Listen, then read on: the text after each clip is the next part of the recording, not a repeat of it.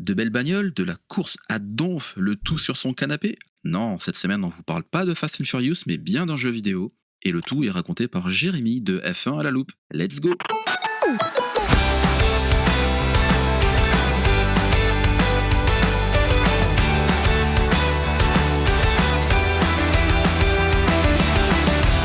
Bonjour et bienvenue à tout le monde pour ce 40e épisode de CQTJ.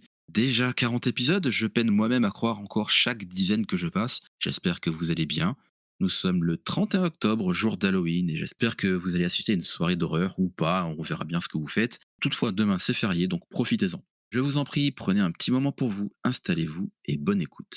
Je suis Joël et je vous accompagne aujourd'hui dans C'est quoi ton jeu, le podcast qui explore les souvenirs vécus autour de la thématique du jeu, quel qu'il soit, un jeu vidéo, jeu de société, jeu de rôle.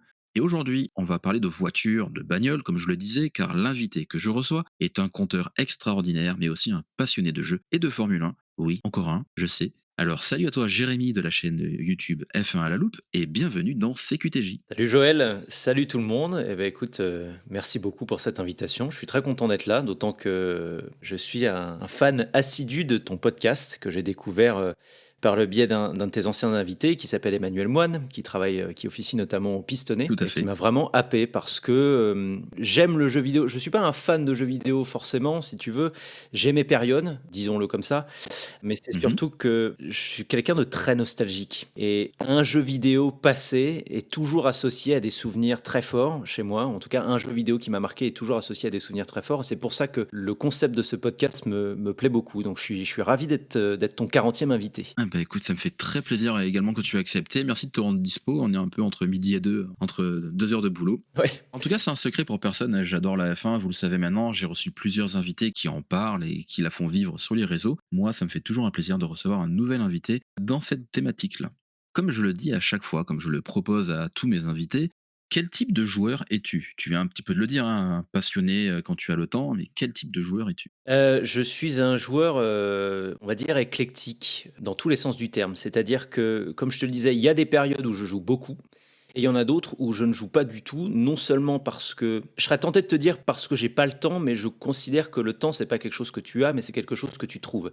Je pense que si à certains moments, je ne joue pas, c'est parce que je n'ai pas forcément envie de trouver le temps pour jouer. Là, en ce moment, par exemple, je suis de retour dans une phase de gaming, on va dire plus ou moins intensif, parce que je viens de découvrir Elden Ring, qui est en train de changer ma conception du jeu vidéo, parce que c'est la première fois que je joue un jeu développé par From Software. Mais toujours est-il que, tu vois, pendant 2-3 mois, avant d'acheter cette fameuse PlayStation 5, qui a été très Oui. difficile à trouver pendant un temps, avant ça, je jouais très peu ou je jouais voire pas du tout, quoi. En tout cas, pas tout seul. J'ai toujours eu des phases où je jouais avec des amis, où je joue, et je joue toujours d'ailleurs avec des amis proches, où on partage justement, on joue ensemble à un jeu d'horreur ou des choses comme ça. Mais c'est de façon beaucoup plus ponctuelle et pas forcément assidue et investie. Pendant ouais, 6 ou 7 mois, j'ai eu un trou où j'ai quasiment pas joué tout seul. Mais avant ça, j'ai eu mes périodes, Assassin's Creed, God of War, Gran Turismo dont on va parler, Tomb Raider, enfin D'accord. tout un tas de jeux que j'ai adorés. Donc c'est par période et éclectique aussi par la nature des jeux, c'est-à-dire que j'ai pas un type de jeu de prédilection, j'ai pas forcément une passion dévorante pour le jeu de plateforme ou le jeu de voiture ou le jeu d'exploration ou les RPG, etc. Ouais. J'ai des choix très divers et variés là-dessus. Je peux autant apprécier un SSX3 qu'un God of War, par exemple. Ça me pose pas de problème.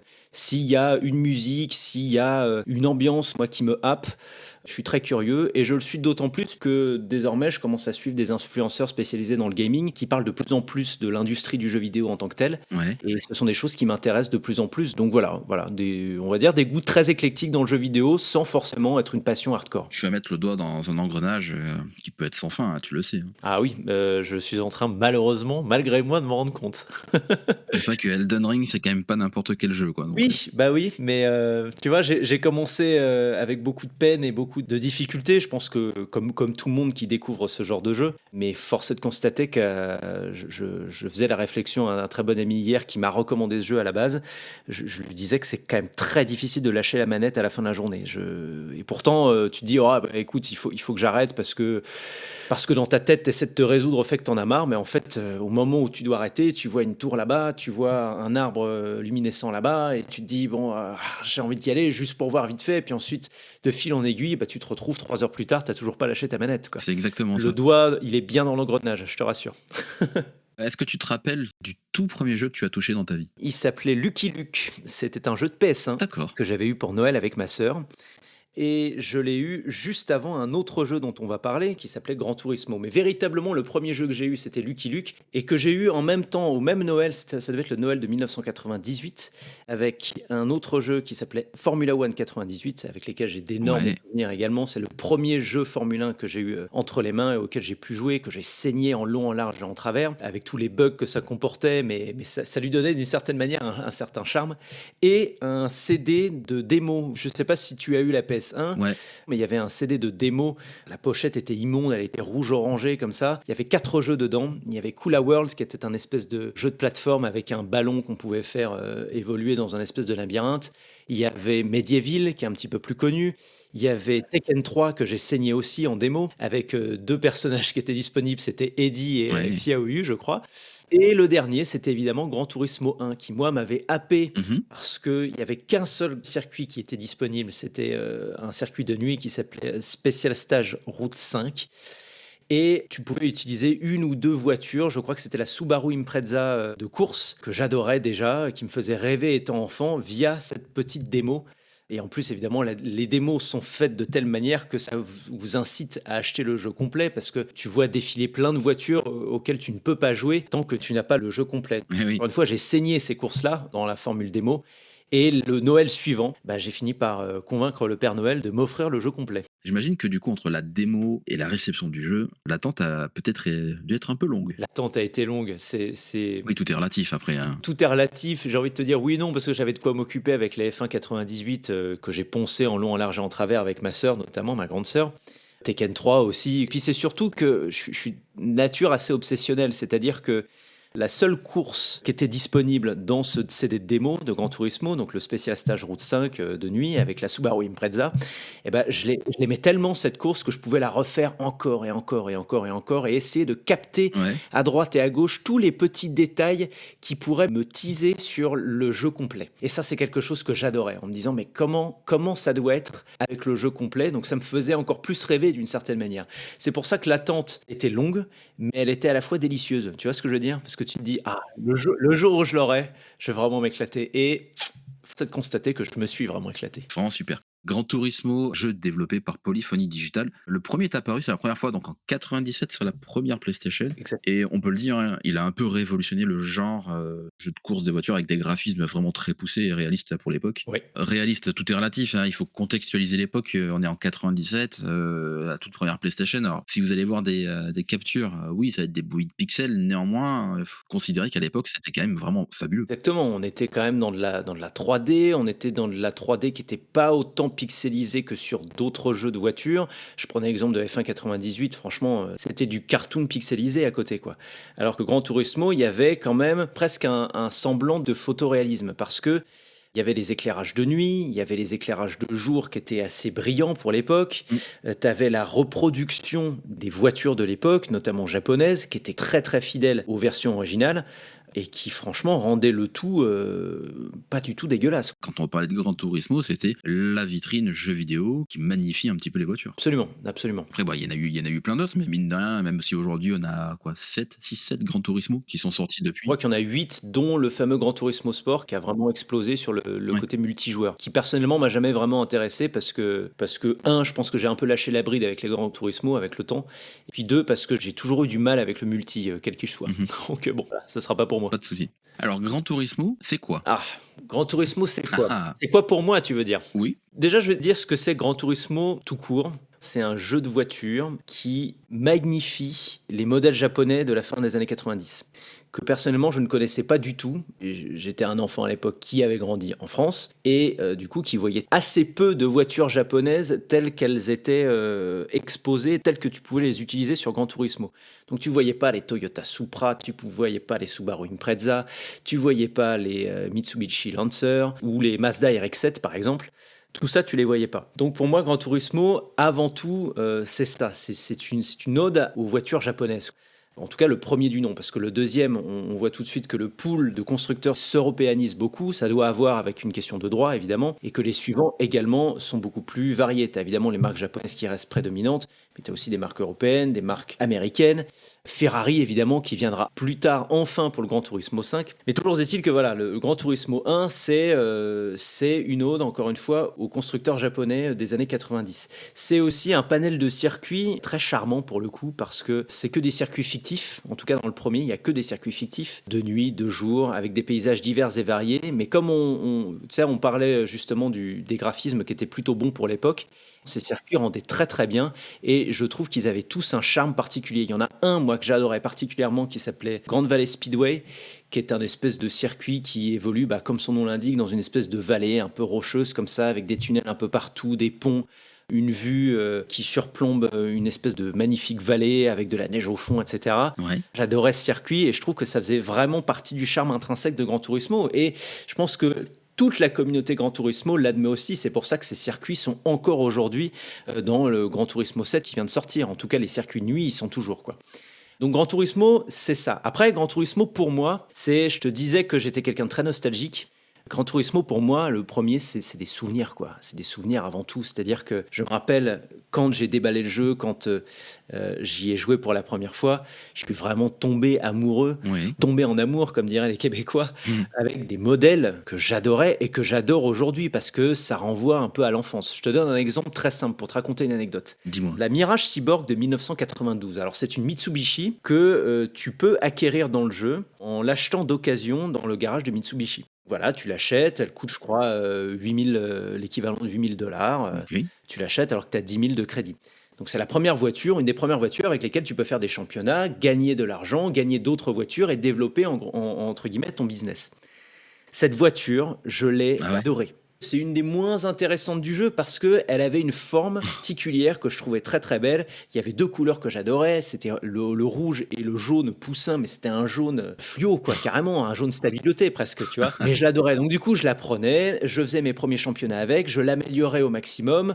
Elle pouvait pousser jusqu'à 265 chevaux, tu vois, c'est dire à quel point Ouais. j'ai des souvenirs précis de tout ça. C'est clair. Et si tu veux, quand j'étais petit, dans mes yeux d'enfant, je me disais, quand je serai grand, la première voiture que j'aurai, à défaut d'être celle-là, ce sera une voiture qui lui ressemblera. Je m'étais fixé cet objectif un peu fou. Ouais. Les années ont passé, j'ai arrêté de jouer à Gran Turismo. Et en 2013, je me suis retrouvé en Espagne pour mon année Erasmus. Et dans le bus, je croise totalement par hasard, pas la Mirage Cyborg de 1992, mais la Clio 4 de 2013. Ouais. La toute nouvelle Clio à l'époque. Figure-toi qu'elle lui ressemble beaucoup, en fait. Elle lui ressemble beaucoup à l'arrière comme à l'avant. Alors, évidemment, l'habitacle est totalement différent, mais les lignes de la voiture sont assez similaires, ou en tout cas, moi, je les trouvais similaires. Ça m'a tout de suite rappelé la Mirage Cyborg de 92, et là, tout de suite, il y a des souvenirs d'enfance qui ont été réactivés, et je me suis dit, Ouais. ah, la Clio 4, Jérémy, c'est la première voiture que tu auras. Ah. Est arrivé 2019, la Clio 4 version 2 était sortie, un petit peu retravaillée, restylée, avec des LED pour les phares avant et arrière. En 2019, je l'ai acheté. Je l'ai acheté et quand je l'ai conduit pour la première fois et que j'ai vu à quoi que je me suis projeté à l'extérieur de cette voiture, je me suis rappelé évidemment de ma Mirage Cyborg de 92 que je rêvais d'avoir via Gran Turismo. Donc tu vois, le chemin s'est fait et finalement j'ai pu avoir, en tout cas je conduis encore aujourd'hui une voiture qui ressemble à la voiture de mes rêves quand j'étais gamin. Et c'est pour ça que Gran Turismo pour moi c'est un vecteur de rêve. C'est joliment expliqué. J'aime beaucoup l'histoire de la voiture. Elle ressemble un petit peu à celle que j'aimais bien. C'est très Oui. touchant. C'est comme un interrupteur et tu te dis ah ça y est, il y a tous les souvenirs d'enfance qui reviennent et voilà, je m'étais fixé cet objectif et je l'ai rempli, je suis très content. Il y a des choses comme ça de notre enfance qu'on occulte totalement parce que les années passent, les choses évoluent, on pense à d'autres choses. Exactement, c'est hyper émouvant. Alors après, au-delà de ça, Gran Turismo, c'est évidemment d'autres modèles. J'étais littéralement fan de la Viper RT10, qui était une des rares voitures américaines à être présentée dans le jeu. que pareil, j'avais amélioré jusqu'au bout, que j'avais transformé en voiture de course, que j'adorais utiliser dans un championnat très spécifique que ceux qui ont poncé Gran Turismo 1 connaissent, qui est le championnat à haute vitesse, où en gros, vous faites 3 circuits avec des voitures qui sont surpuissantes et améliorées au maximum jusqu'à 930 1000 chevaux. Moi, ma Viper faisait 570 chevaux, Mhm. mais elle allait quand même très très vite en vitesse de pointe, surtout via l'aspiration qui était assez présente dans le jeu. Et donc, je m'étais éclaté évidemment avec ça. Et dernière chose, Gran Turismo pour moi, Ouais. le premier, mais aussi le second et le troisième, c'est des souvenirs d'enfance qui n'ont rien à, enfin, qui à la base n'ont pas grand-chose à voir avec le jeu vidéo ou qui sont un peu externes au jeu vidéo. C'est-à-dire que c'est comme tout souvenir d'enfance, c'est des senteurs, Ouais. c'est des souvenirs un peu subreptices comme ça. Je jouais dans le salon de chez mes parents avec mon père à gauche qui bricolait le ballon d'eau chaude par exemple, ou qui bricolait un truc sur la cuisine, ou je jouais le nombre de fois où j'ai joué avec ma mère qui était juste à côté en train de repasser les vêtements. Avec qui je refaisais le monde incessamment, tu vois, pendant que je jouais et que je faisais mes compétitions, ça c'est des souvenirs hyper forts pour moi. Tu vois, pour te donner aussi un autre exemple, Mhm. ma mère est fan d'un groupe assez connu qui s'appelle Dire Straits, Ok. qui a sorti un morceau dans les années 80 qui est une ode à la vitesse qui s'appelle Telegraph Road. C'est un morceau d'un quart d'heure très très long et dont le solo final dure 8 minutes. Et en fait, quand je dis que c'est une ode à la vitesse, c'est-à-dire que quand tu conduis vite dans une voiture, qu'elle soit fictive ou pas, écouter ce morceau, ça procure des sensations encore supérieures. Et donc, le petit jeu qu'on avait, c'est que moi, je sortais ma voiture la plus puissante de Gran Turismo, je mettais la vue, tu sais, à la première personne au ras du sol pour que la sensation de vitesse soit augmentée. Et elle mettait le solo à fond, et moi, j'allais à fond avec ma voiture. Et donc, du coup, ma mère comme moi, on était trop contents de faire ça parce que ça donnait des super sensations. Tu vois, ça paraît totalement anecdotique comme souvenir. Pourtant, ce sont des souvenirs qui sont vraiment constitutifs de ce que je suis aujourd'hui, et je pourrais pas m'en passer pour le coup. Et pourtant, c'est, encore une fois, c'est totalement anodin. Donc voilà, Gran Turismo, pour moi, c'est ça. Ouais, très super. Et c'est marrant de voir comment des instants peuvent être racontés, magnifiés. C'est touchant. Ah ouais, bah écoute, je te remercie, mais c'est vraiment dans ces moments-là où je me dis que je suis privilégié parce que déjà j'avais quand même une console entre les mains, ça c'est cool. Mhm. Et puis c'est surtout que en étant à côté de parents qui s'en foutaient un peu, hein, grosso modo, de ce que je faisais sur ma console, bah c'était des moments que je pouvais quand même partager avec eux d'une façon ou d'une autre. Je comprends. Et tu as mis le doigt dessus, hein, c'est précisément l'essence même de ce podcast. C'est tous les souvenirs qu'on a qui sont liés à un jeu. Alors moi j'ai choisi la thématique du jeu, mais on pourrait parler de films, on pourrait parler de musique. Enfin, l'écosystème pourrait être tellement vaste. Exactement. C'est se rattacher à un moment. Je te donne un exemple personnel. Quand j'ai découvert Zelda A Link to the Past sur la Super Nintendo, je me rappelle précisément de quelle musique mon père écoutait, ma mère, qu'est-ce qu'elle cuisinait, Ah bah voilà. de comment était la pièce, où était tel meuble, et tout ça. Et c'est des souvenirs qui ont 25-30 ans, quoi, tu vois. Donc, C'est ça, bah ouais. C'est presque ancré en nous comme une altération de l'ADN. complètement. On dit qu'il y a des dates qui sont marquées au fer rouge, hein, donc tristement le 11 septembre ou plus joyeusement le 12 juillet 98 pour les bons Français que nous sommes. Sans donner de date, il y a d'autres moments qui sont ancrés et qui peuvent ressurgir lorsque une étincelle se produit. Exactement. C'est justement par ce biais-là que je vois le jeu vidéo. Et je l'ai toujours vu d'une certaine manière comme ça. Même au-delà de Gran Turismo, la plupart du temps, je dis bien la plupart du temps, ça a été un outil de partage. Même si c'est pas un outil de partage direct, comme je te l'ai dit, tu vois. Oui, Ma mère et mon père, jamais ils auraient touché ma console pour jouer à Gran Turismo, ça les intéressait pas. Pour autant, je partageais ça quand même avec eux.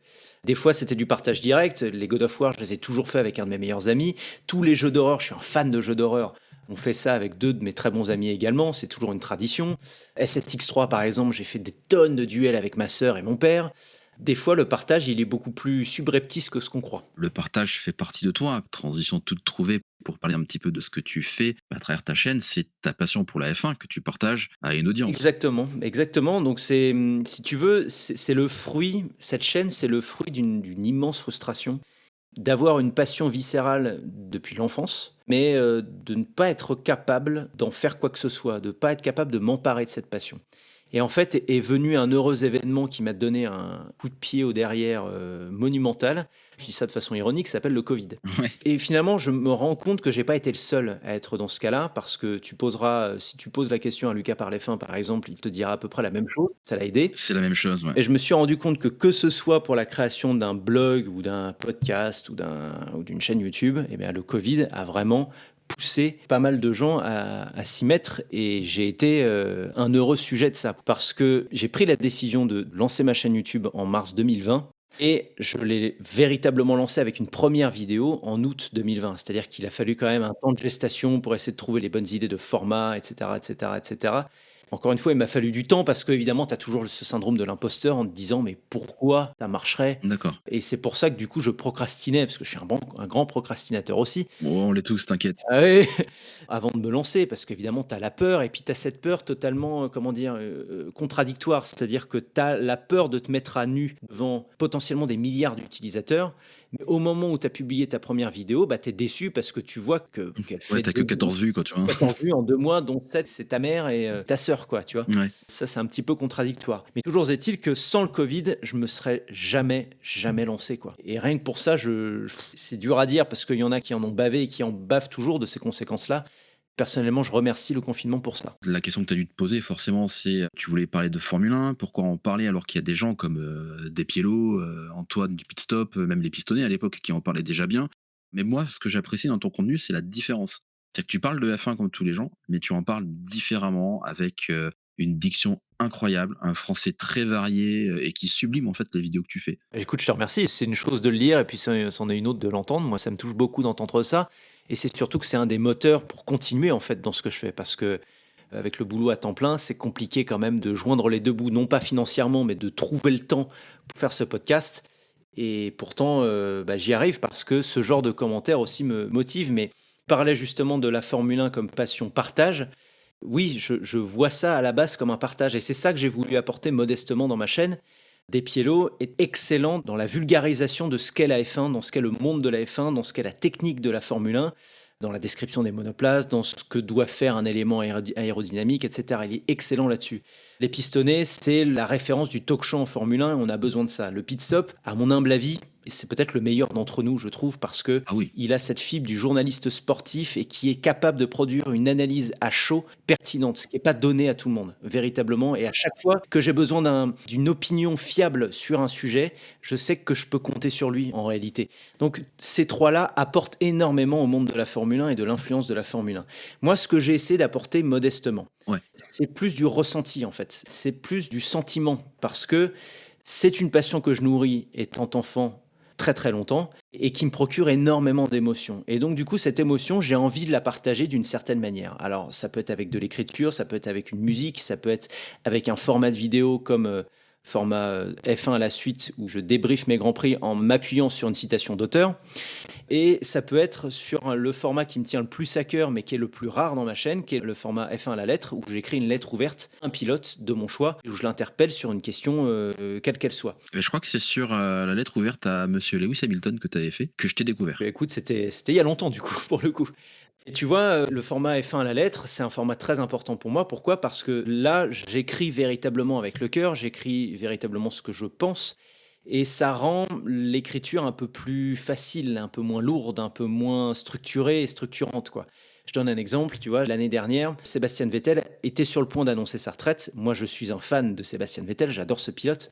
Et le jour où il a annoncé sa retraite, bah, en fait, c'est peut-être un peu exagéré ce que je veux dire, mais ça a cassé quelque chose en moi. Parce que je te disais que j'étais quelqu'un de très nostalgique, et encore une fois, si tu veux, je me suis revu en 2007, à l'année où il a commencé, en me disant, mais en fait, il y a tellement de choses qui se sont passées entre-temps, et maintenant, ce pilote s'en va. Alors que Ouais. hier encore, pour reprendre la chanson de Charles Aznavour, je le voyais débarquer en Formule 1, et je pensais que ce serait pour toujours, quoi, d'une certaine manière.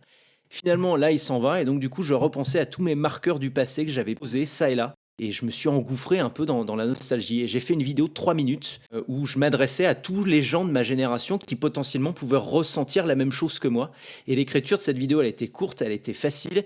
Et je suis content parce que encore aujourd'hui, je trouve que j'ai bien retranscrit ce sentiment-là et les commentaires me le rendent bien là-dessus. Donc vraiment, c'est un format qui est très important pour moi parce que ça fait appel au ressenti, ça fait appel au sentiment de la Formule 1, à tous les frissons qu'on peut avoir quand on regarde une course ou à tous les frissons qu'on peut avoir parce qu'on a vu notre héros d'enfance ou pas d'ailleurs gagner, qui s'appelle Lewis Hamilton, qui s'appelle Sébastien Vettel, qui s'appelle Ayrton Senna, Niki Lauda ou Michael Schumacher. Michael Schumacher est mon héros d'enfance. C'est pour ça que justement j'essaie de trouver un bon angle pour traiter son héritage, en tout cas l'héritage qu'il a eu pour moi. Donc voilà, c'est ça F1 La Loupe à la base. Je n'écarte pas non plus, parce qu'il y a un autre pan et un dernier pan pour F1 La Loupe, qui est celle de l'analyse un petit peu plus froide. Il se trouve que j'ai fait des études de relations internationales en master, et que toute la question de la géopolitique du sport m'intéresse beaucoup. C'est-à-dire l'influence Ouais, peut avoir un gros événement sportif sur des relations internationales, sur un conflit, sur une géopolitique quelconque, sur l'économie, sur la finance.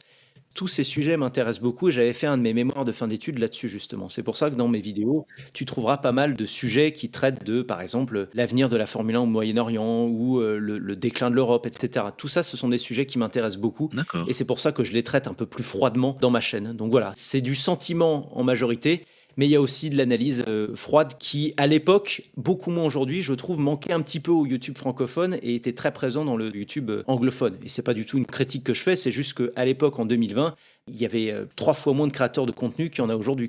Ouais, bah oui, forcément. Comme tu l'as si justement dit, hein, le Covid a aidé plusieurs Et personnes à se lancer. Netflix aussi. Netflix aussi a quand même aidé. Je sais que Despilo l'a dit, je me rappelle d'avoir vu une de ses FAQ.